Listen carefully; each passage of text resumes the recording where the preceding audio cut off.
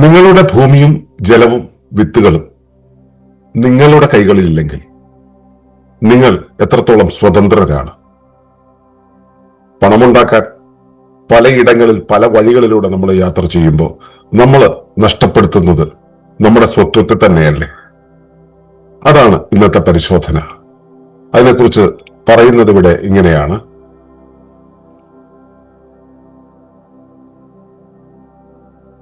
Economic self Reliance builds local strength, sustainability and security. സാമ്പത്തിക വിഭവ സ്വാശ്രയത്വം ഇത് അടിസ്ഥാന വിഭവങ്ങളെ സ്വപരിസരത്തു നിന്നും തിരിച്ചറിഞ്ഞ് സംരക്ഷിക്കുകയും ഉൽപ്പാദിപ്പിക്കുകയും ഉത്തരവാദിത്വത്തോടുകൂടി ഉപയോഗിക്കുകയും ചെയ്യുവാനുള്ള ശേഷിയും പരാശ്രയത്വം കുറച്ച് പ്രകൃതിയുമായി പരസ്പരാശ്രിതത്തിൽ ജീവിക്കുന്ന ബോധവുമാണ്. ഒരു സമൂഹത്തിന്റെ സുസ്ഥിരതയും സ്വാതന്ത്ര്യവും അതിന്റെ വിഭവബോധത്തെയും വിഭവ സംരക്ഷണത്തെയും ആശ്രയിച്ചിരിക്കുന്നു. ഭൂമി, ജലം, വിത്ത്, ജൈവവൈവിധ്യം, ഊർജം, മാനവ വിഭവം, പ്രാദേശിക അറിവ്, സാങ്കേതികത, സാമൂഹിക സഹകരണം എന്നിവയാണ് പ്രധാന ഘടകങ്ങൾ. ഇവ സംരക്ഷിച്ച് പുനരുൽപാദിപ്പിക്കുകയും ഉത്തരവാദിത്വത്തോടുകൂടി വിനിയോഗിക്കുകയും ചെയ്യണം. ആഗോളീകരണം, പൊതുവൽക്കരണം, കേന്ദ്രീകരണം എന്നീ രാഷ്ട്രീയ നിർധരണികൾ വിഭവ സ്വാശ്രയത്വത്തെ ദുർബലമാക്കുമ്പോൾ പ്രാദേശികരണം, നാനാത്വം, വികേന്ദ്രീകരണം എന്നിവ അതിശക്തമാക്കുന്നു. സ്വദേശിയും പഞ്ചായത്തി രാജും ഗ്രാമസ്വരാജും തറക്കൂട്ടങ്ങളും ഈ ദിശയിലേക്കുള്ള തദ്ദേശീയ സമീപനങ്ങളാണ്. പ്രാദേശികമായ സമൂഹങ്ങളും ഉൽപാദന വിതരണങ്ങളും സംസ്കാരവും ജീവിതശൈലികളും തൊഴിലുകളും സാങ്കേതിക വിദ്യകളും ജ്ഞാനധാരകളും സസ്യജന്തു മാനവ പാരമ്പര്യങ്ങളും പങ്കിടൽ രീതികളും ഊർജ ഉൽപാദനവും സ്വയംഭരണവും ഇതിനെ നിലനിർത്തുന്ന സമഗ്രതയുടെ ഘടക വഴികളാണ്. വിഭവങ്ങളെ ഉത്തരവാദിത്വത്തോടെ ഉപയോഗിച്ച് പുനരുൽപാദിപ്പിക്കുന്ന പ്രാദേശിക സ്വാശ്രിത മിതവ്യയ സുരക്ഷിത ഐക്യ സമൂഹങ്ങൾക്കാണ് ദീർഘകാല സുസ്ഥിരതയും സമഗ്ര സുരക്ഷയും നേടുവാനാവുക.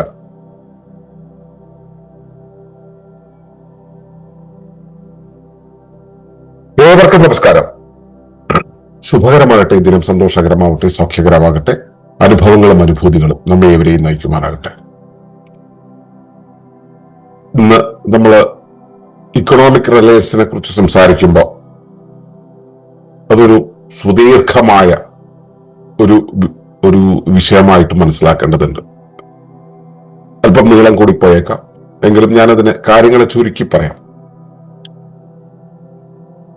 സമ്പത്ത് എന്ന് വെച്ച് കഴിഞ്ഞാല് നമ്മുടെ ജീവിതത്തെ അടിയറവ് വെച്ച് നമ്മൾ ചുറ്റിലും നിന്ന് സ്വായത്തമാക്കുന്ന കുറെ നമ്പറുകളാണ് എന്ന് കരുതുന്ന ഒരു ലോകത്താണ് നമ്മൾ ജീവിക്കുന്നത്. അതെ, ഇപ്പോ ലോകം ഭരിക്കുന്നത് ഈ നമ്പറുകൾ, ഡിജിറ്റൽ ആയിട്ടുള്ള നമ്പറുകളാണ്. നമ്മളിത് കാടിന്റെ പരിധി വരെ പോയി കാട്ടിലേക്ക് കയറി കഴിഞ്ഞാൽ അവിടെ മനുഷ്യൻ മാർക്ക് ചെയ്ത് വെച്ച കാര്യങ്ങളൊന്നും മാറ്റി വെച്ചു കഴിഞ്ഞാൽ അവിടുത്തെ ജീവജാലങ്ങൾ ജീവിക്കുന്നത് നമ്പറുകളിലല്ല, അത് സമഗ്രമായ ഒരു ജാലികയിലാണ്. ഒരു നെറ്റ്വർക്ക് പാറ്റേൺ എന്ന് പറയുന്ന രീതിയിലുള്ള ഒരു സമഗ്ര ജാലികയിലാണ്. അവിടുത്തെ ജീവികൾ അതിന്റെ ജീവിതത്തിന് ആവശ്യമായ വിഭവങ്ങളെ അതിന്റെ സ്വപരിസരത്ത് നിന്നും അത് തിരിച്ചറിയും. അതവിടെ കൊണ്ടെന്ന് അതിനറിയാം. അറിയില്ലെങ്കിൽ അതിന്റെ ഇൻസ്റ്റിങ്ക്റ്റ് അതിനെ കൊണ്ടുപോകും. അവയെ ഒരിക്കലും അത് കേടുവരുത്തില്ല, തന്റെ വിഭവങ്ങളെ ഒരിക്കലും അത് കേടുവരുത്തില്ല, അതിനെ സംരക്ഷിക്കും. കേടുവരുത്താതിരിക്കുക എന്ന് പറയുമ്പോൾ തന്നെ അത് സംരക്ഷിക്കുകയാണ്. നമ്മൾ പ്രത്യേകമായിട്ടൊന്നും ചെയ്യേണ്ട കാര്യമില്ല. അത്യാവശ്യം വേണ്ടുന്നത് ഉൽപ്പാദിപ്പിക്കാൻ അനുവദിക്കും. അത് സ്വയം ഉൽപ്പാദിപ്പിക്കുകയാണ് കാട്ടിലുണ്ടാവുക, എങ്കിലും ആ ഉൽപാദനം നടക്കാൻ അനുവദിക്കും. അതിനെ ഉപയോഗിക്കുന്നത് ഉത്തരവാദിത്വത്തോടു കൂടിയായിരിക്കും. സത്യത്തിൽ അങ്ങനെ ജീവിക്കുന്നവയാണ് ഇക്കണോമിക് സ്വാശ്രയത്വത്തിൽ, വിഭവ സാമ്പത്തിക സ്വാശ്രയത്വത്തിൽ നിലനിൽക്കുന്നത്. എന്നുവെച്ചാൽ സ്വന്തം വിഭവങ്ങളെ, തനിക്ക് ആവശ്യമായിട്ടുള്ള അടിസ്ഥാന വിഭവങ്ങളെ സ്വന്തം പരിസരത്ത് നിന്ന് തിരിച്ചറിഞ്ഞ് സംരക്ഷിച്ച് ഉൽപ്പാദിപ്പിച്ച് ഉത്തരവാദിത്വത്തോടുകൂടി ഉപയോഗിക്കുക എന്നുള്ളത് അതൊരു ശേഷിയാണ്. ഈ ശേഷി എന്ന് പറയുന്നത് പരാശ്രയത്വം കുറയ്ക്കുന്ന ഒരു കാര്യമാണ്. മറ്റൊന്നിനെ ആശ്രയിക്കുക എന്നുള്ളൊരു പരിപാടിയില്ലേ. മറ്റൊന്നിനെ ആശ്രയിക്കാന്ന് വെച്ചാൽ എന്താണ്, ഇപ്പൊ ഞാൻ എന്റെ മുന്നിലുള്ള പുല്ല് തിന്നുന്നു, ആ പുല്ല് തിന്നുമ്പോൾ വേറെ ആരെങ്കിലും വന്ന് നീ എന്തിനാ ഇവിടുന്ന് പുല്ല് തിന്നു ചോദിക്കില്ല. ഞാൻ അതിന് കപ്പം കെട്ടേണ്ട കാര്യമില്ല. എന്റേതാണെങ്കിൽ, എന്റെ പിതാവിന്റെ ആണെങ്കിൽ, എന്റെ സുഹൃത്തിന്റെ ആണെങ്കിൽ, എന്റെ അയൽക്കാരന്റെ ആണെങ്കിൽ, ഞാൻ പറഞ്ഞ യഥാർത്ഥ അയൽക്കാരന്റെ കാര്യം പറയട്ടോ, യഥാർത്ഥ അയൽക്കാരന്റെ ആണെങ്കിൽ നമ്മൾ അവരെ പരസ്പരാശ്രയത്വത്തിലാണ് നമ്മൾ ഉപയോഗിക്കുക, പ്രകൃതിയുമായി പരസ്പരാശ്രയത്തിൽ ഉപയോഗിക്കുന്നത്. അവിടെ ഒരിക്കലും ഒരു ചോദ്യം വരില്ല, നീ എന്തിനാ ഇത് ചെയ്തത്, നിനക്ക് എടുക്കാനുള്ള അധികാരം എന്താന്നുള്ളൊരു ചോദ്യം വരില്ല. നമുക്കൊരു അതിരുണ്ടല്ലോ, ആ അതിരിന്റെ വെളിയിൽ പോയി എടുക്കുന്ന സമയത്താണ് അത് ഈ ചോദ്യം വരിക. അതിനെയാണ് പരാശ്രയത്വം എന്ന് പറയുക. പരസ്പരാശ്രയത്വം എന്ന് വെച്ചാൽ ഈ ഒരു പ്രാദേശിക ജാലിക എന്ന് വെച്ചാൽ നെറ്റ്വർക്ക്, ആ പ്രാദേശികമായിട്ടുള്ള ജാലികയിലുള്ള ഘടകങ്ങൾ തമ്മിൽ തമ്മിൽ കൊടുത്തും വാങ്ങി നിൽക്കുന്നതാണ് പരസ്പരാശ്രിതത്വം എന്ന് പറയുന്നത്. ഇപ്പോ സത്യനന്ദക്കാടന്റെ ഒരു സിനിമ എടുത്തു കഴിഞ്ഞാല് അതിലെ ആളുകൾ എല്ലാവരും തന്നെ പരസ്പരം ആശ്രയിച്ചും കൊടുത്തും വാങ്ങിയും എല്ലാ വിഭാഗക്കാരും തമ്മിൽ ചേർന്ന് നിൽക്കുന്ന ഒരു ഗ്രാമ്യ ഭംഗി അവിടെ കാണാൻ പറ്റും. ഇതുപോലെയാണ് ഈ പരസ്പരാശ്രയത്വം എന്ന് പറയുന്നത്. പരസ്പരാശ്രയത്വത്തിൽ ജീവിക്കണം നമുക്ക് വേണ്ടത് അത്തരത്തിലൊരു ബോധമാണ്. ഈ പണ്ട് നമ്മുടെ നാട്ടില് ഈ പയറ്റ്, കുറി എന്നൊക്കെ പറയുന്ന കുറെ പരിപാടികൾ ഉണ്ടായിരുന്നു. ഒരു വ്യക്തിക്ക് സാമ്പത്തിക ആവശ്യം വന്നു കഴിഞ്ഞാൽ അതിന് ചുറ്റുപാടുമുള്ള ആളുകൾ എല്ലാവരും കൂടെ ഒരുമിച്ച് ചേർന്നിട്ട് എല്ലാവരും കൂടെ ഒരിടത്ത് ഒത്തുകൂടി, അത് ചിലപ്പോൾ ഒരു ചായ കുടിയിലായിരിക്കും തീരുക. പോകുന്ന സമയത്ത് അവരവർക്ക് സാധ്യമായ തുക സപ്പോർട്ട് ചെയ്തിട്ട് പോകുന്ന ഒരവസ്ഥ. ഓരോരുത്തർക്ക് വേണ്ടപ്പോഴും ഇത് അങ്ങോട്ടും ഇങ്ങോട്ടും ഇതുപോലെ കൊടുക്കുന്ന ഒരു രീതിയാണ് ഉണ്ടായിരുന്നത്. അതൊന്നും ഇപ്പൊ കാണാനില്ല. ഒരു വീട്ടിലെ കല്യാണം നടക്കുകയാണെങ്കിൽ ആ കല്യാണത്തിലെ എല്ലാ കാര്യങ്ങളും അയൽക്കാരാണ് ചെയ്തിരുന്നത്, ആ ദേശത്തിലുള്ളവരാണ് ചെയ്തിരുന്നത്. ഇപ്പൊ ഏജൻസികളാണ്. പൈസ കൊടുത്തു കഴിഞ്ഞാൽ അത് സാധിക്കുന്നതാണ്. പൈസ കൊടുത്തു കഴിഞ്ഞാൽ സാധിക്കുന്ന ഒരു നില വന്നത് എന്തുകൊണ്ടാണ്? പൈസ എന്നുള്ള ഒരു അക്കത്തിൻ്റെതായിട്ടുള്ള ഒരു മാനകം, ആ ഒരു ഡിജിറ്റൽ മീഡിയം നമ്മളെ സപ്പോർട്ട് ചെയ്യുന്ന, ഞാനത് ഇഷ്ടംപോലെ ഉണ്ടാക്കി വെച്ചിട്ടുണ്ട്, അതുകൊണ്ട് എനിക്കത് ഉപയോഗിക്കാൻ പറ്റുമെന്നുള്ള ധാർഷ്ട്യത്തിൽ നിന്നും വരുന്നതാണ്. ധാർഷ്ട്യമുള്ളത് വിവരക്കേടാണ്. ഒരു സമൂഹത്തിന്റെ സുസ്ഥിരതയും സ്വാതന്ത്ര്യവും അതിന്റെ വിഭവബോധത്തെയും വിഭവ സംരക്ഷണത്തെയും ആശ്രയിച്ചിരിക്കുന്നു. അങ്ങനെ വിഭവബോധം നമുക്കില്ലാത്തത് കൊണ്ടാണ് ആർക്ക് വേണമെങ്കിൽ നമ്മുടെ നാട്ടിലേക്ക് കയറി വരാം, എന്ത് വേണമെങ്കിലും എടുത്തിട്ട് പോകാം എന്നുള്ള ഒരു രീതി നമ്മൾ ഉണ്ടാക്കി വെച്ചത്. അതിനു വേണ്ടിയിട്ടാണ് നമ്മൾ ഈ നമ്മുടെ നാട്ടുരാജ്യങ്ങളുടെ ആ രാജകീയതയൊക്കെ നഷ്ടപ്പെടുത്തിയിട്ട് നമ്മുടെ വിഭവങ്ങളെല്ലാം അവർക്ക് കൊടുക്കാൻ പാകത്തിലുള്ള ഒരു കേന്ദ്രീകൃത സംവിധാനം എന്നുള്ള രീതിയിൽ ഉണ്ടാക്കി വെച്ച് കരാറുകളിൽ ഒപ്പിട്ട് തുടങ്ങിയത്. അത് വിഭവബോധത്തിന്റെ കുഴപ്പമാണ്. ഈ വിഭവ സംരക്ഷണം എന്നുള്ള ഒരു കാര്യം നമ്മൾ ചെയ്താൽ മാത്രമേ നമ്മുടെ ആ പരാശ്രയത്വം എന്നുള്ളത് കുറഞ്ഞ് പരസ്പരാശ്രയത്വത്തിൽ തന്നെ ആയി നിൽക്കാൻ കഴിയുകയുള്ളൂ. അവിടെയാണ് സുസ്ഥിരത ഉണ്ടാവുക, അവിടെയാണ് സ്വാതന്ത്ര്യം ഉണ്ടാവുക, അവിടെയാണ് ഈ സമ്പൂർണ്ണ സ്വാശ്രയത്വം ഉണ്ടാവുക. ഇതിൽ ഒരുപാട് ഘടകങ്ങളുണ്ട്. ഈ വിഭവം എന്ന് പറയുമ്പോൾ അതിനകത്ത് വിഭവം എന്ന് പറയുമ്പോൾ സമ്പത്ത് എന്ന് പറയുമ്പോൾ ഒരുപാട് ഘടകങ്ങളുണ്ട്. അതിൽ പ്രധാനമായിട്ടും വരുന്നത് ഭൂമി വേണം. കൃഷിയൊക്കെ ചെയ്യണമെങ്കിൽ അല്ലെങ്കിൽ ഏത് തരം ഉൽപാദനത്തിനും ഭൂമി വേണം. നമുക്ക് നിലനിൽക്കാൻ ഭൂമി വേണം. ഞാൻ ഉൽപാദനത്തിന്റെ ഒരു പോയിന്റ് ഓഫ് വ്യൂവിൽ പറയുന്നേ ഉള്ളൂ. ഒരു മനുഷ്യന് ഒരു ജീവിക്ക് നിലനിൽക്കണമെങ്കിൽ അടിസ്ഥാനപരമായിട്ട് വേണ്ടത് ഭൂമിയാണ്. അത് ഏത് ഗ്രഹത്തിലെ ജീവിയാണ് അവിടുത്തെ ഭൂമി എന്ന് വിചാരിച്ചാൽ മതി. ആ ഭൂമിയാണ്. പിന്നെ ജൈവതയ്ക്ക് നിലനിൽക്കണമെങ്കിൽ അടിസ്ഥാനപരമായിട്ട് രണ്ടാമത് വേണ്ടത് ജലമാണ്. വായു എല്ലായിടത്തും അവൈലബിൾ ആണ് എന്നുള്ള ഒരു കോമൺ കോണ്ടെക്സ്റ്റിലാണ് ഇത് പറയുന്നത്. പിന്നെ നമുക്ക് ഭക്ഷണം ഉണ്ടാക്കണമെങ്കിൽ വേണ്ടത് ഇത് രണ്ടും ഉണ്ടായാൽ മാത്രം പോരാ, വിത്ത് ഉണ്ടാവണം. കൃഷി ഉണ്ടാവുക എന്നുള്ളതിന് മുമ്പ് വിത്ത് ഉണ്ടാവണം. ഈ വിത്ത് മണ്ണിലിറങ്ങി അത് പ്രവർത്തിക്കണമെങ്കിൽ അവിടെ ജൈവ വൈവിധ്യം ഉണ്ടാവണം. വേറെ ഒന്നുമില്ലാത്തൊരവസ്ഥയല്ല. എല്ലാത്തിനെയും കൊന്നൊതുക്കി ഞാൻ നടുന്ന വിത്ത് മാത്രം എന്നുള്ളൊരവസ്ഥയല്ല. ജൈവ വൈവിധ്യം ഉണ്ടാവണം. ഊർജം ഉണ്ടാവണം. സൂര്യപ്രകാശത്തിൽ സ്വീകരിക്കുന്ന ഊർജമായിക്കോട്ടെ, മറ്റേതെങ്കിലും തരത്തിലുള്ള ഊർജം, മൃഗങ്ങളുടെയോ മനുഷ്യന്റെയോ ഊർജമായിക്കോട്ടെ, അതുണ്ടാവണം. ഇതെങ്ങനെ ചെയ്യണമെന്ന് തീരുമാനിക്കുന്ന മാനവ വിഭവം ഉണ്ടാവണം. മനുഷ്യന്റെ ധിഷണ, മനുഷ്യന്റെ കായികാധ്വാനം തുടങ്ങിയ കാര്യങ്ങൾ അവിടെ വേണം. ഇവിടെ ഇതെങ്ങനെ നടപ്പിലാക്കണമെന്ന് അറിയാനുള്ള പ്രാദേശിക ജ്ഞാനം വേണം. ഈ നാട്ടിൽ നടപ്പിലാക്കുന്ന രീതിയിലല്ല മറ്റൊരു നാട്ടിൽ നടപ്പിലാക്കുക. അപ്പൊ ഈ നാട്ടിൽ നടപ്പിലാക്കേണ്ടത് എങ്ങനെയാണെന്ന് അറിയുന്ന പ്രാദേശിക ജ്ഞാനം വേണം. അത് പാരമ്പര്യമായിട്ട് പകർന്നു കിട്ടുന്നതാണ്. അല്ലാതെ ഒരു യൂണിവേഴ്സിറ്റിയിൽ നിന്നും സർട്ടിഫിക്കറ്റ് വാങ്ങിച്ചിട്ട് വന്ന ഒരു സാങ്കേതിക വിദഗ്ധന്, ആധികാരികന് നൽകാൻ പറ്റുന്ന ഒരു കാര്യമേ അല്ല അത്. അവർക്ക് അതിനെക്കുറിച്ച് കുറച്ച് സ്ഥിതി വിവരങ്ങൾ പറയാൻ കഴിയുമെന്ന് മാത്രമേ ഉള്ളൂ. പ്രാദേശിക ജ്ഞാനം എന്ന് പറയുന്നത് അത് പ്രായോഗിക ജ്ഞാനമാണ്, തലമുറകളായി കൈമാറി വരുന്ന ജ്ഞാനമാണ്, ട്രയൽ ആൻഡ് എററിലൂടെ ഡെവലപ്പ് ചെയ്ത് വന്ന കാര്യമാണ്. അതുപോലെ നമുക്ക് അങ്ങനെ ഒരു കാര്യത്തെ അറിവുണ്ടെങ്കിൽ ആ അറിവിനെ നടപ്പിലാക്കണമെങ്കിൽ നമുക്ക് വേണ്ടത് ടെക്നോളജിയാണ്. എന്താണ് ഈ ടെക്നോളജി? പ്രകൃതിയിലെ കാര്യങ്ങളെല്ലാം നടപ്പിലാക്കാനായിട്ട് ചില സങ്കേതങ്ങൾ പ്രവർത്തിക്കുന്നുണ്ട്. ആ സങ്കേതങ്ങളെ കുറിച്ചുള്ള അറിവാണ് സാങ്കേതികത എന്ന് പറയുന്നത്. ആ പ്രകൃതിയിൽ എങ്ങനെയാണ് പ്രവർത്തിക്കുന്നത് അതുപോലെ നമുക്ക് ചെയ്യാൻ കഴിയുമ്പോൾ അത് സാങ്കേതിക വിദ്യയായി. അപ്പോ സങ്കേതത്തെ പ്രയോഗിക്കാൻ കഴിയുന്ന ഒരു പ്രായോഗിക ജ്ഞാനം നമുക്ക് ആവശ്യമാണ്. ഇതൊക്കെ ചെയ്യണമെങ്കിൽ ഒറ്റയ്ക്ക് ചെയ്യാൻ പറ്റുമോ? ഇല്ല. സമൂഹം കൂട്ടായി നിന്നിട്ട് ചെയ്യാൻ പറ്റുള്ളൂ. സാമൂഹ്യ സഹകരണം ആവശ്യമാണ്. ഇതൊക്കെയാണ് ശരിക്കും പറഞ്ഞിട്ടുണ്ടെങ്കിൽ ഇക്കണോമിക് സെൽഫ് റിലയൻസ് എന്നുള്ളതിന്റെ ഘടകങ്ങൾ. അല്ലാതെ ബാങ്ക് ബാലൻസ് അല്ല, കണ്ണഞ്ചിപ്പിക്കുന്ന തൊഴിലല്ല. ഇക്കണോമിക് സെൽഫ് റിലയൻസ് എന്ന് വെച്ച് കഴിഞ്ഞാൽ, സാമ്പത്തികം എന്ന് വെച്ച് കഴിഞ്ഞാൽ നമുക്ക് നാളെയും ജീവിക്കാൻ പറ്റണം, മറ്റൊന്നും ഇല്ലെങ്കിലും ജീവിക്കാൻ പറ്റണം. ഇതാണ് സാമ്പത്തിക സ്വാശ്രയത്വം എന്നുള്ളതിന്റെ അടിസ്ഥാന ഘടകങ്ങൾ.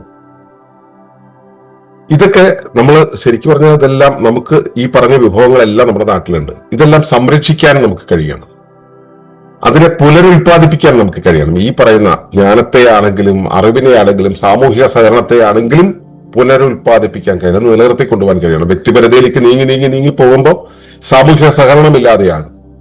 നമ്മൾ എവിടെ നിന്ന് നൂലേക്കിട്ട് ഇറക്കിയ സാങ്കേതിക വിദ്യ ഉപയോഗിക്കുന്ന സമയത്ത് നമ്മുടെ സാങ്കേതിക വിദ്യ അന്യം നിന്ന് പോകും, പ്രാദേശിക ജ്ഞാനം അന്യം നിന്ന് പോകും.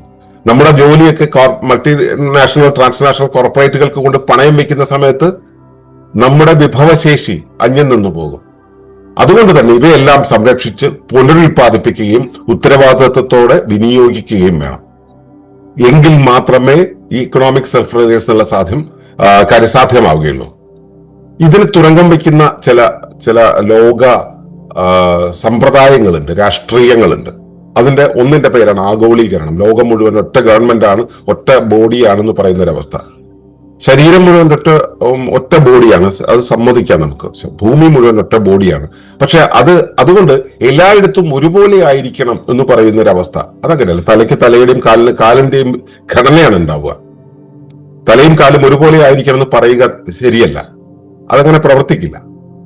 അപ്പോ ആഗോളീകരണം എന്ന് പറയുന്നത് ഇതിലെ ഏറ്റവും പ്രധാനപ്പെട്ട തുരങ്കമാണ്.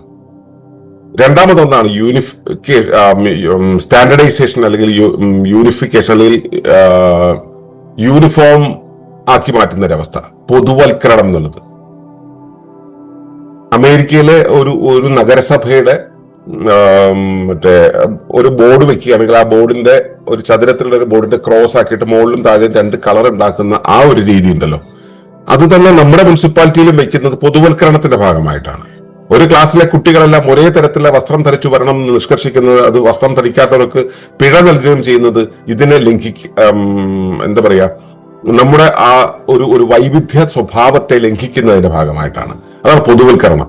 എല്ലാവരും ഒരുപോലത്തെ ജോലി ചെയ്യണം, എല്ലാവരും ഒരുപോലത്തെ ഭക്ഷണം കഴിക്കണം, എല്ലാവരും ഒരുപോലെ ആവണം എന്ന് പറയുന്നത് പൊതുവൽക്കരണത്തിന്റെ ഭാഗമാണ്. എന്നിട്ടും ലോക്കലൈസേഷൻ നിലനിൽക്കുന്നത് എന്തുകൊണ്ടാണ്?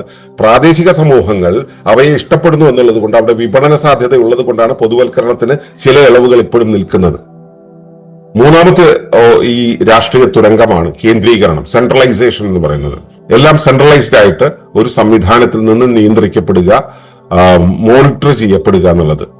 ആ സെൻട്രലൈസ്ഡ് സംവിധാനത്തിന്റെ പേരാണ് നമ്മുടെ നാട്ടിൽ അതിന് ഡെമോക്രാറ്റിക് സിസ്റ്റം എന്ന് പറയും. അപ്പോ ഇത് ഈ പ്രാദേശിക സുസ്ഥിരതയ്ക്ക് അല്ലെങ്കിൽ ഇക്കണോമിക് സെൽഫ് റിലയൻസിന് തുരങ്കം വയ്ക്കുന്ന സംവിധാനമാണ് ആഗോളീകരണം, പൊതുവൽക്കരണം, കേന്ദ്രീകരണം എന്നുള്ളത്. ഇത് രാഷ്ട്രീയ നിർദ്ധരണികളാണ്, പൊളിറ്റിക്കൽ ആൽഗോരിതംസ് ആണ്. ഇത് വിഭവ സ്വാശ്രയത്വത്തെ ശരിയായ രീതിയിൽ ദുർബലമാക്കും. അതേസമയം ഇതിന്റെ എതിർവശമാണ് പ്രാദേശികരണം എന്നത്, ലോക്കലൈസേഷൻ. നമ്മുടെ വിഭവങ്ങൾ, നമ്മുടെ മാൻ പവർ, നമ്മുടെ വിസ്ഡം തുടങ്ങിയ കാര്യങ്ങൾ ലോക്കലായിട്ട് ഉപയോഗിക്കുക. ഗ്ലോബൽ ആയിട്ടുള്ള ഒരു കണക്ഷനും വേണ്ടെന്നല്ല അതിനർത്ഥം. ഗ്ലോബൽ ആയിട്ടുള്ളതെല്ലാം അറിയണം, പക്ഷെ ആപ്ലിക്കേഷൻ ലെവലിൽ നമ്മൾ ലോക്കൽ ആവുക എന്നുള്ളതാണ്. പൂർണ്ണമായിട്ടും ലോക്കൽ ആയിട്ടുള്ള സംവിധാനങ്ങളെ ആശ്രയിക്കുക എന്നുള്ളതാണ് അതുകൊണ്ട് ഉദ്ദേശിക്കുന്നത്.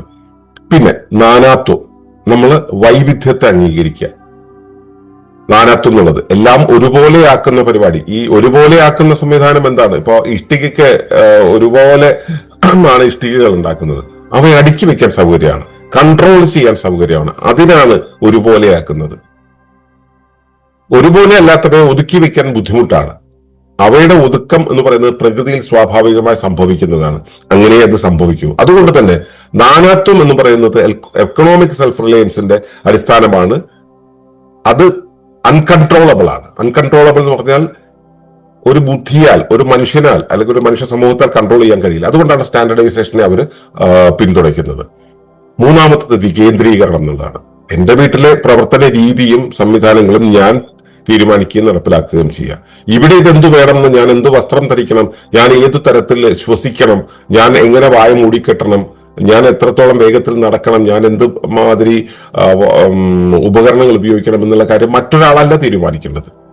അതാത് സ്ഥലങ്ങളിൽ, അതാത് ഇടങ്ങളിൽ, അതാത് ആവശ്യത്തിനനുസരിച്ച് അതാത് സംവിധാനങ്ങളാണ് തീരുമാനിക്കുന്നത്. എന്റെ വീട്ടില് മുമ്പിൽ കൂടെ ഒരു റോഡ് വേണോ തോട് വേണോ എന്നുള്ള കാര്യം എനിക്ക് തീരുമാനിക്കാൻ പറ്റണം. എന്റെ തെരുവിന് തീരുമാനിക്കാൻ പറ്റണം. ഇത് എന്താണ് നാഷണൽ ഹൈവേ അതോറിറ്റി തീരുമാനിക്കേണ്ട കാര്യമല്ല, ഒരു സെൻട്രലൈസ്ഡ് ഗവൺമെന്റ് തീരുമാനിക്കേണ്ട കാര്യമല്ല. അങ്ങനെ വരുമ്പോൾ വിഭവ സ്വാശ്രയത്വം നഷ്ടപ്പെടും, സാമ്പത്തിക സ്വാശ്രയത്വം നഷ്ടപ്പെടും.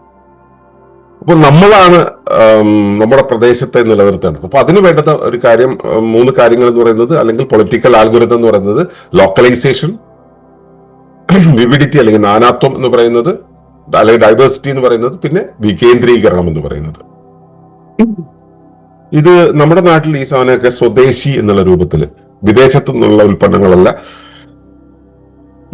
സ്വദേശി ഉൽപ്പന്നങ്ങളാണ് ഉപയോഗിക്കേണ്ടത് എന്നുള്ള ഒരു സമീപനം സ്വാതന്ത്ര്യ സമരക്കാലത്തൊക്കെ വല്ലാതെ പൊങ്ങി വന്നിരുന്നു. ഇപ്പോഴും പലരും അത് ഉപയോഗിക്കുന്നുണ്ട്. എനിക്കത് കഴിയുന്നില്ല. എനിക്കത് കഴിയുമായിരുന്നെങ്കിൽ നിങ്ങളോട് ഈ സംവിധാനത്തിലൂടെ സംസാരിക്കാൻ കഴിയില്ലായിരുന്നു. അപ്പോൾ നമ്മൾ വിദേശി ഉപയോഗിക്കുന്നുണ്ട്, പക്ഷെ സ്വദേശി സംവിധാനത്തിന്റെ അളവ് നല്ലപോലെ കൂട്ടിക്കഴിഞ്ഞാൽ നമുക്ക് സ്വാശ്രയത്വം പൂർണ്ണമായിട്ട് ഉണ്ടാക്കിയെടുക്കാൻ കഴിയും. അപ്പോൾ നമ്മൾ ഉറപ്പായിട്ടും നമ്മുടെ ഇപ്പൊ ഞാൻ പൂർണ്ണമായിട്ടും സ്വാശ്രയത്വത്തിലേക്ക് പോവുകയാണ്, എനിക്ക് ഇതുവഴി നിങ്ങളോട് സംവദിക്കാനുള്ള സാധ്യത കുറയില്ലേ. അതുകൊണ്ട് തന്നെ നമുക്ക് ലിമിറ്റേഷൻസ് ഉണ്ടാവും. ആ ലിമിറ്റേഷൻ എന്ന് പറയുന്നത് ജീവിച്ചിരിക്കാനുള്ള ഒരു ഉറപ്പാണ്. ആ ലിമിറ്റേഷൻ കൊണ്ട് നമ്മൾ നേടുന്നത് ജീവിച്ചിരിക്കും എന്നുള്ളതിന്റെ ഉറപ്പാണ്. അപ്പോൾ സ്വദേശി എന്നുള്ളത് ഒന്ന്. 2 പഞ്ചായത്തി രാജ്. ഈ ത്രിതല പഞ്ചായത്ത് പരിപാടി ഉണ്ടല്ലോ, അതല്ല പഞ്ചായത്തി രാജ്. പഞ്ചായത്തി രാജ് ഒരു പ്രദേശത്തെ ജനങ്ങൾ അവിടുത്തെ ഗ്രാമക്കൂട്ടത്തിന്റെ നേതൃത്വത്തിൽ ജീവിച്ചു പോകുന്നതാണ് പഞ്ചായത്തി രാജ് എന്ന് പറയുന്നത്. ആ പ്രദേശമാണ് അവിടെ രാജ് ചെയ്യുന്നത്, ഭരിക്കുന്നത്. അതാണ് പഞ്ചായത്തി രാജ് എന്നുള്ളത്. പിന്നെ ഗ്രാമസ്വരാജ് എന്നുള്ളത്. ഗ്രാമസ്വരാജ് എന്ന് പറയുന്നത് ഒരു ഗ്രാമം അവിടുത്തെ വിഭവങ്ങളും തൊഴിലും എല്ലാം ചേർന്ന് മുൻപോട്ട് കൊണ്ടുപോകുന്ന, പുറം ലോകവുമായിട്ട് സൗഹൃദ ബന്ധങ്ങളും എന്താ പറയുക സുരക്ഷയുടെയും അങ്ങനെയുള്ള ചില ബന്ധങ്ങൾ നിലനിർത്തിയിട്ട് ബാക്കി മുഴുവൻ ലോക്കലായിട്ട് നിർവഹിക്കുന്ന ഒരു ഗ്രാമ സംവിധാനത്തിന്റെ പേരാണ് ഗ്രാമസ്വരാജ് എന്ന് പറയുന്നത്. ഇതിന്റെ അടിത്തറയാകുന്നത് എല്ലാവരും ഏകോദര സഹോദരങ്ങളാകുന്ന രീതിയിലുള്ള ഒരു കാഴ്ചപ്പാട് എല്ലാവർക്കും പ്രദാനം ചെയ്യാൻ വേണ്ടിയുള്ള ഇത്തരം ഒരു വേറൊരു പരിശ്രമമാണ് തറക്കൂട്ടം. മംഗലാക്ഷക്കുറുപ്പ് മുൻപോട്ട് വെച്ച തറക്കൂട്ടം എന്ന് പറയുന്ന പരിപാടി. ഇതെല്ലാം ഈ ദിശയിലേക്ക് ഉണ്ടായി വന്നിട്ടുള്ള പ്രാദേശികമായ തദ്ദേശീയമായ സമീപനങ്ങൾ, നമ്മുടെ നാട്ടിലുള്ള സമീപനങ്ങളാണ്. അപ്പോ പ്രാദേശികമായ സമൂഹങ്ങൾ എന്നുള്ളത് ഒരു വിഷയമാണ്. ലോക്കൽ കമ്മ്യൂണിറ്റീസ് എന്ന് പറയുന്ന ഒരു വിഷയമാണ്. ഇത് ഒറ്റയ്ക്ക് നേടാൻ കഴിയുന്ന ഒരു സാമ്പത്തിക സ്വാശ്രയത്വം അല്ല. സാമ്പത്തിക സ്വാശ്രയത്വം സത്യത്തിൽ ഒറ്റയ്ക്ക് നേടാൻ കഴിയില്ല. ഒരു വ്യക്തി ഒരു ഉയർന്ന കരിയറിൽ പോയാൽ, ഒരു ഉയർന്ന ബിസിനസ് ചെയ്തിട്ട് അയാളുടെ ബാങ്ക് അക്കൗണ്ടിലേക്ക് ഒരുപാട് പണം കൊണ്ടുവരുന്നു വെച്ചാൽ അത് സാമ്പത്തിക സ്വാശ്രയത്വം അല്ല. അയാൾ മായികതയുടെ ലോകത്ത് ജീവിച്ചു പോവാണ്. പണം വേണ്ടെന്നല്ല ഞാൻ പറഞ്ഞത്, പണം ഉപയോഗിക്കാൻ ജീവിക്കാൻ പറ്റും എന്നല്ല. പക്ഷെ ഇപ്പൊ അടുത്ത യുദ്ധം വന്നാൽ, അടുത്ത ലോക്ക്ഡൌൺ വന്നു കഴിഞ്ഞാല് ആ ബാങ്കിൽ അല്ലെങ്കിൽ നമ്മുടെ ബാങ്കിൽ കിടക്കുന്ന പണം മുഴുവൻ ഉണ്ടല്ലോ, ബാങ്ക് സെർവർ ഒന്ന് ഷട്ട് ഡൗൺ ചെയ്താൽ മതി, ഇത് തീർന്നു. ആ രൂപത്തിലേക്കാണ് നമ്മളെ ഡിജിറ്റലൈസേഷൻ നമ്മളെ കൊണ്ട് എത്തിച്ചിട്ടുള്ളത്. അപ്പൊ ഇതൊന്നും ശാശ്വതമല്ല. അവിടെ വേണ്ടത് വെച്ചാൽ ഞാൻ ഒരുമിച്ച് അല്ലെങ്കിൽ ഒറ്റയ്ക്ക് എനിക്കൊരു കാര്യം ചെയ്യാൻ കഴിയില്ല. അതുകൊണ്ട് പ്രാദേശിക സമൂഹം, എന്റെ ചുറ്റുമുള്ള ഒരു സമൂഹം എന്റെ കൂടെ ഉണ്ടാവണം. ഉൽപാദന വിതരണങ്ങൾ ഉണ്ടാവണം. പ്രാദേശികമായ ഉൽപാദനം, പ്രാദേശികമായ വിതരണം ഉണ്ടാവും. അല്ലാണ്ട് ഞാൻ ഒരു ഉൽപ്പന്നം ഉണ്ടാക്കിയിട്ട് അത് ഞാൻ വിദേശത്തേക്ക് കയറ്റി അയക്കുമ്പോൾ വിദേശപ്പണം എന്നിലേക്ക് വരുമല്ലോ എന്ന് കരുതി ഞാൻ വിഭവത്തെ കയറ്റി അയക്കുന്ന സമയത്ത് സത്യത്തിൽ വിഭവമോ സാമ്പത്തിക സുരക്ഷയോ അല്ല വരുന്നത്, കമ്മിറ്റ്മെന്റ്സ് ആണ്. ആഗോളമായിട്ടുള്ള കമ്മിറ്റ്മെന്റ്സ് ആണ് നമുക്ക് വരുന്നത്. ആ വിധത്തിലുള്ള പുലിവാലുകൾ ഇതിന്റെ പുറകെ ഉണ്ട്. അതുകൊണ്ട് തന്നെ പ്രാദേശിക സമൂഹങ്ങൾ, ഉൽപാദന വിതരണങ്ങൾ, സംസ്കാരം, പ്രാദേശികമായ സംസ്കാരം നമുക്ക് ഉണ്ടാവണം. ഉണ്ട്. പ്രാദേശിക സംസ്കാരത്തെ നമ്മൾ ആധുനിക വിദ്യാഭ്യാസം ഉപയോഗിച്ചുകൊണ്ട് ആധുനികതയുടെ നവീകരണത്തിന്റെ വികസനത്തിന്റെ പേരിൽ നമ്മൾ അതിനെ മാറ്റി കൊണ്ടുവരുന്നുണ്ട്. മീഡിയ അതിന് ഭയങ്കരമായിട്ട് പണിയെടുക്കുന്നുണ്ട്. അതിന്റെ മുകളിൽ ആ പ്രാദേശിക സംസ്കാരങ്ങൾ ഉണ്ടായിരിക്കണം. പ്രാദേശികമായ ജീവിതശൈലി ഉണ്ടാവണം. നമ്മളിപ്പോ ഈ ഉത്സവങ്ങളൊക്കെ നിരോധിക്കാനുള്ള അല്ലെങ്കിൽ അതിനെ കൺട്രോൾ ചെയ്യാനുള്ള ഒരു ശ്രമം അതോറിറ്റേറിയൻസ് ചെയ്യുന്നുണ്ട്. എന്താണ് അവിടെ സംഭവിക്കുന്നത്? പ്രാദേശികമായ ജീവിതശൈലികളും സംസ്കാരവും നിലനിർത്താനുള്ള നമ്മുടെ സ്വാതന്ത്ര്യത്തെയാണ് ഇത് കളയുന്നത്. സത്യത്തിൽ ഈ പ്രാദേശിക സംസ്കാരങ്ങളും ജീവിതശൈലികളും വഴിയാണ് ലോക്കൽ ഇക്കോണമി നിലനിൽക്കുന്നത്. ആ ലോക്കൽ ഇക്കോണമിയെ തകർക്കാനുള്ള സംവിധാനമാണ് ഈ പ്രാദേശികമായിട്ടുള്ള ആഘോഷങ്ങൾ, ചേർച്ചകൾ, സാമൂഹികമായിട്ടുള്ള പൊരുത്തങ്ങൾ, സാമൂഹികമായിട്ടുള്ള ആചരണങ്ങൾ തുടങ്ങിയ നശിപ്പിക്കുന്നത്. അതുപോലെ തന്നെ പ്രാദേശികമായിട്ടുള്ള തൊഴിലുകൾ ഇപ്പൊ കാണാനില്ല. ഇത് നമ്മൾ തിരിച്ചു പിടിക്കേണ്ടത്. പ്രാദേശികമായിട്ടുള്ള തൊഴിലുകള്, സാങ്കേതിക വിദ്യകള്. നമുക്കിപ്പോ ഒരു ഇന്റർനാഷണൽ ടെക്നോളജി, ഇമ്പോർട്ടഡ് ടെക്നോളജി ഉണ്ടെന്ന് വെച്ചാൽ നമ്മളിപ്പോ വെള്ളം പമ്പ് ചെയ്യാനോ അല്ലെങ്കിൽ നമ്മുടെ വീട്ടിൽ ഏത് കാര്യം ഉപയോഗിക്കാനോ ഒരു ഇന്റർനാഷണൽ ടെക്നോളജി ഉപയോഗിക്കും. അതല്ലാതെ എങ്ങനെയാണ് നമുക്ക് ഉപയോഗിക്കാൻ പറ്റുക? ലോക്കലൈസ്ഡ് ആയിട്ട് എങ്ങനെയാണ് ഉപയോഗിക്കാൻ പറ്റുക? അത് നമുക്ക് ചെയ്യാൻ പറ്റണം. അതുപോലെ തന്നെ പാരമ്പര്യമായിട്ട് ട്രയൽ ആൻഡ് എററിലൂടെ നൂറ്റാണ്ടുകളും സഹസ്രാബ്ദങ്ങളും എടുത്തിട്ട് നമ്മൾ ഡെവലപ്പ് ചെയ്ത് വെച്ച ജ്ഞാനധാരകളുണ്ട്. നമ്മുടെ ലോക്കലൈസ്ഡ് വിസ്ഡം ഉണ്ട്. ഇത് നമ്മൾ ഡിപ്പെൻഡ് ചെയ്യണം. അതുപോലെ തന്നെ സസ്യ ജന്തു മാനവ പാരമ്പര്യങ്ങൾ, ജനിതകം എന്ന് പറയുന്നത് ഈ നാട്ടിലെ കൃഷിക്ക് ഉപയോഗിക്കേണ്ടത് ഈ നാട്ടിലെ വിത്തുകളാണ്. ഈ നാട്ടിലെ ഒരു ജീവിത പശ്ചാത്തലത്തിൽ ഉപയോഗിക്കേണ്ടത് ഈ നാട്ടിലെ മൃഗങ്ങളെയും ജീവികളെയുമാണ്. ഈ നാട്ടിലെ ആളുകൾ ജീവിക്കേണ്ടത് സ്വന്തം ജനിതകത്തെ ആധാരമാക്കിയാണ്, നമ്മുടെ തൊഴിലുകളെ ആധാരമാക്കിയാണ്. അപ്പോ ഈ നമ്മുടെ പാരമ്പര്യം എന്നുള്ളത് നമ്മുടെ പ്രാദേശികമായിട്ടുള്ള ഒരു രീതിയിൽ നമുക്കത് കൊണ്ടുപോകാൻ കഴിയണം. അതുപോലെ പങ്കിടൽ രീതികൾ. ഇപ്പൊ എന്റെ വീട്ടിൽ ഏണി ഉണ്ടെങ്കിൽ അടുത്ത വീട്ടിൽ ഏണിയുടെ ആവശ്യമില്ല എന്ന് പറയുന്ന ഒരു പങ്കിടൽ ഉണ്ടല്ലോ. നമുക്കങ്ങനെയല്ല. ഒരു വീട്ടിൽ 5 പേരുണ്ടെങ്കിൽ 5 പേർക്ക് ഓരോ ഏണി വേണം എന്നുള്ളതാണ് നമ്മുടെ നയം. അങ്ങനെയാണ്. അത് ഞാൻ ഏണി എന്ന് പറയുമ്പോൾ നിങ്ങൾക്ക് ചിരി വരുമായിരിക്കും. നിങ്ങളുടെ കയ്യിലെ മൊബൈലിന്റെ കാര്യം ആലോചിച്ച് നോക്കൂ. നിങ്ങളുടെ വീട്ടിൽ എത്ര പേരുണ്ട്? അത്രയും മൊബൈൽ ഇല്ലേ വീട്ടില്? അപ്പൊ ഈ പങ്കിടൽ എന്നുള്ള രീതി നമുക്കില്ല. നമുക്ക് ഇൻഡിവിജ്വലിസ്റ്റിക് ആയിട്ട് മാറ്റിക്കൊണ്ടിരിക്കുന്ന രീതിയാണ്. അതുപോലെ തന്നെ പ്രാദേശികമായിട്ടുള്ള ഉൽപാദന രീതികൾ, ഊർജ്ജ ഉൽപാദനം എന്ന് പറയുന്നത് പ്രാദേശിക വിഭവങ്ങളെ ആശ്രയിച്ചുകൊണ്ടുള്ള ഊർജ്ജോൽപാദനം. നമുക്ക് ഇപ്പോ മറ്റേ കനാൽ അടഞ്ഞപ്പോ എണ്ണ വരില്ല, പ്രകൃതിവാതകം വരില്ല, അതുകൊണ്ട് നമുക്ക് വണ്ടി ഓടിക്കാൻ പറ്റില്ല, പാചകം ചെയ്യാൻ പറ്റില്ല. എന്തൊരു കഷ്ടമാണിത്! ഈ അവസ്ഥയിലേക്ക് നമ്മൾ നീങ്ങിപ്പോവുകയാണ് ചെയ്യുന്നത്. ഇതിന്റെയൊക്കെ അപ്പുറത്ത് ഇതിനെയൊക്കെ നമുക്ക് നഷ്ടപ്പെടുത്തേണ്ടി വന്നത് എന്തുകൊണ്ടാണ്? നമ്മുടെ സ്വയംഭരണം നഷ്ടപ്പെട്ടത് കൊണ്ടാണ്. നമ്മുടെ പ്രാദേശിക ഗോത്രവർഗങ്ങളും പ്രാദേശിക പഞ്ചായത്തുകളും പ്രാദേശിക ഗ്രാമകൂട്ടങ്ങളും പ്രാദേശിക രാഷ്ട്രങ്ങളും രാജ്യങ്ങൾ, ഈ രാജ്യങ്ങളെയൊക്കെ നഷ്ടപ്പെടുത്തിയിട്ട് നമ്മളൊരു കേന്ദ്രീകൃത രാജ്യത്തിലേക്ക് പോയപ്പോൾ നമ്മുടെ സ്വയംഭരണം അങ്ങ് പോയി. കാരണം ഇത് ഈ ഫെഡറൽ സംവിധാനത്തെ നിർമ്മിച്ചതാരാണ്? ബ്രിട്ടീഷേഴ്സാണ്. അതിന് കൃത്യമായിട്ട് അജണ്ടയുണ്ട്. ഡീപ് സ്റ്റേറ്റിന്റെ ഭാഗമായിട്ട് ഉണ്ടാക്കിയതാണ്. നമ്മളിതൊന്നും അറിഞ്ഞില്ല, നമ്മളിതെല്ലാം വിട്ടുകൊടുത്തു. ഇപ്പൊ അവരുടെ ടോട്ടൽ കൺട്രോളിലാണ്. അപ്പോൾ ഈ പറഞ്ഞ കാര്യങ്ങളെല്ലാം തന്നെ, അതായത് പ്രാദേശികമായിട്ടുള്ള സമൂഹങ്ങള്, ഉൽപാദന വിതരണ സംവിധാനങ്ങള്, സംസ്കാരങ്ങള്, ജീവിതശൈലികൾ, തൊഴിലുകൾ, സാങ്കേതിക വിദ്യ, ജ്ഞാനധാര, സസ്യജന്തു മാനവ പാരമ്പര്യങ്ങള്, പങ്കിടൽ രീതികൾ, ഊർജ്ജോൽപാദനം, സ്വയംഭരണം, ഇതൊക്കെ ഈ പ്രാദേശികമായിട്ടുള്ള അല്ലെങ്കിൽ ഇക്കണോമിക് സെൽഫ് റിലയൻസ് എന്ന് പറയുന്ന സംഭവത്തെ നിലനിർത്തുന്ന ഒരു ഇന്റഗ്രൽ സ്റ്റേറ്റ് ഉണ്ട്. അതിന്റെ ഘടകങ്ങളാണ് ഇത് ഓരോന്നും. ഇത് ഏതെങ്കിലും ഒന്നും ഉണ്ടായാൽ പോരാ, ഇതെല്ലാം ഉണ്ടാവണം, എല്ലാം തമ്മിൽ കണക്ട് ചെയ്യണം. എങ്കിൽ മാത്രമാണ് നമുക്ക് എക്കണോമിക് സെൽഫ് റിലയൻസ് ഉണ്ടാവുക. നമുക്കുള്ള വിഭവങ്ങളെ ഉത്തരവാദിത്തത്തോടെ ഉപയോഗിച്ച് പുനരുൽപാദിപ്പിക്കുന്ന പ്രാദേശികമായിട്ടുള്ള ഒരു സംവിധാനം വേണം. അത് പ്രാദേശികമായിരിക്കണം, സ്വാശ്രിതമായിരിക്കണം. മറ്റൊരാളെ ഡിപ്പെൻഡ് ചെയ്ത് മറ്റൊരാളുടെ സാങ്കേതിക വിദ്യ ഉപയോഗിച്ചിട്ടല്ല, നമ്മുടെ സംവിധാനം ഉപയോഗിച്ച് നമുക്ക് ചെയ്യാൻ പറ്റണം. അത് മിതവ്യയത്തിലായിരിക്കണം. ആവശ്യത്തിന് മാത്രം, നമ്മൾ ആവശ്യത്തിന് വിഭവങ്ങൾ ഉണ്ടാക്കുക, ആവശ്യത്തിന് വിഭവങ്ങൾ ഉപയോഗിക്കുക, ഉപയോഗത്തിന് വേണ്ടി മാത്രം ഉൽപ്പാദിക്കുക. ഈ ഉപയോഗം എന്നുള്ളത് നമ്മൾ ആവശ്യത്തിന് ആണ് ഉപയോഗിക്കേണ്ടത്, അത്യാവശ്യത്തിന് ഉപയോഗിക്കുക, അനാവശ്യത്തിന് ഉപയോഗിക്കരുത്, അതിയായ അമിതമായ ആവശ്യങ്ങൾക്ക് ഉപയോഗിക്കണം, ഏറ്റവും ബേസിക് ആയിട്ടുള്ള കാര്യങ്ങൾക്ക് ഉപയോഗിക്കുക. ആ രീതിയിലുള്ള ഒരു ഉപയോഗക്രമം നമുക്ക് ഉണ്ടാവണം. അതുപോലെ തന്നെ സുരക്ഷിതത്വം ഉണ്ടായിരിക്കണം, വിഭവങ്ങളുടെ ഒക്കെ കാര്യത്തിൽ സുരക്ഷിതത്വം ഉണ്ടായിരിക്കണം. അതുപോലെ തന്നെ ഇത് പങ്കിടുന്ന ഐക്യ സമൂഹങ്ങൾ ഉണ്ടാവണം.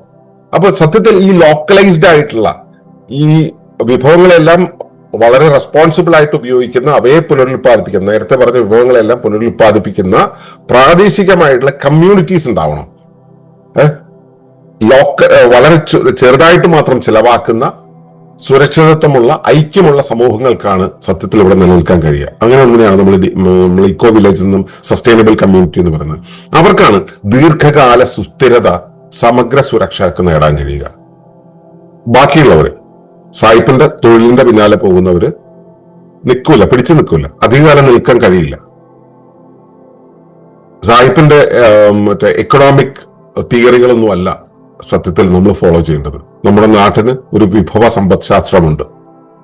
ആ സമ്പദ് ശാസ്ത്രത്തെ അറിയണം, അതിന്റെ ആഴങ്ങളിലേക്ക് പോകണം. അതിലേക്ക് പോയാൽ മാത്രമേ നമുക്ക് ഈ കാര്യങ്ങൾ മനസ്സിലാവുകയുള്ളൂ. അപ്പോഴേ ഇത് ആപ്ലിക്കേഷൻ ലെവലിലേക്ക് കൊണ്ടുവരാൻ കഴിയുള്ളൂ. അപ്പോഴേ നമുക്ക് സസ്റ്റൈനബിലിറ്റി സാധ്യമാവുള്ളൂ. നോക്കൂ, 2030 ശേഷം ഇവിടെ എന്തൊക്കെ ഉണ്ടാവുന്ന പോലും നമുക്ക് പ്രവചിക്കാൻ പറ്റാത്ത രീതിയിൽ കലുഷിതമാണ് ലോകം. ഈ ഒരു വർഷം കഴിയുമ്പോഴേക്കും തന്നെ എന്തെല്ലാം ഉണ്ടാകാൻ പോകുന്നു നമുക്കറിയില്ല. ഇപ്പോഴെങ്കിലും നമ്മൾ സമ്പൂർണമായ സ്വാശ്രയത്വത്തിലേക്ക് മാറാൻ ശ്രമിച്ചിട്ടില്ലെങ്കിൽ നമ്മൾ വീണു പോകും. സമ്പൂർണ്ണ സ്വാശ്രയത്വം പൂർണ്ണമായിട്ടും നേടാൻ പറ്റാത്ത രീതിയിൽ നമ്മൾ നമ്മുടെ പലതിനെയും അടിയറവ് വെച്ച് കഴിഞ്ഞു. പക്ഷെ ഇപ്പോഴും നമ്മുടെ ധിഷണ, നമ്മുടെ കൂട്ടുകൂടാനുള്ള ശേഷി, ഇതെല്ലാം നമ്മൾ മിച്ചം നിൽക്കുന്നുണ്ട്. ഇത് ഒരുമിച്ച് ഉപയോഗിക്കുക, എങ്കിൽ മാത്രമേ നമുക്ക് പിടിച്ചു നിൽക്കാൻ കഴിയുള്ളൂ. ഇല്ലെങ്കിൽ നമ്മൾ തീർന്നു പോകും. ഇനി ഒരു രാശി, ഈ മനുഷ്യരാശി എന്ന് പറയുന്ന ഒരു ജീവരാശി തന്നെ ഭൂമുഖത്തില്ലാത്ത രീതിയിൽ നമ്മൾ പ്രത്യക്ഷമായി പോകും. അതുകൊണ്ട് വിഭവ സ്വാശ്രയത്വത്തിലേക്ക്, സാമ്പത്തിക സ്വാശ്രയത്വത്തിലേക്ക് നീങ്ങുക. അത് നീങ്ങേണ്ടത് നിങ്ങളുടെ ഉത്തരവാദിത്തമാണ്. നിങ്ങളുടെ കൂടെ ഞങ്ങളും ഉണ്ടാവും. അതിലേക്ക് ക്ഷണിച്ചുകൊണ്ട് നിർത്തുന്നു. നന്ദി, നമസ്കാരം. തുടർന്ന് കാണുന്നതിന് മുമ്പായി ഈ വിഷയം ഇഷ്ടമായെങ്കിൽ ഒന്ന് ലൈക്ക് ചെയ്യുക, കമന്റ് ചെയ്യുക, ഷെയർ ചെയ്യുക. നിങ്ങൾ പ്രകൃതിയെ ഇഷ്ടപ്പെടുന്നുവെങ്കിൽ ഈ ചാനൽ ഒന്ന് സബ്സ്ക്രൈബ് ചെയ്യുക.